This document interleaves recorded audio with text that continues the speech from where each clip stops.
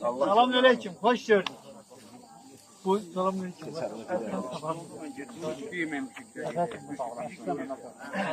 Laçın, xanı burada görüşməyin ləzzəti ayrıdır, ha? Hoş gördük. Çok sağ ol. Çok sağ ol. Atarsınız. Selamünaleyküm. Döyüşçülərə eşq olsun. Hoş gördük. Hoş gördük. Çok sağ olun. Ha, Allah ziyaretinizi kabul etsin. Amin.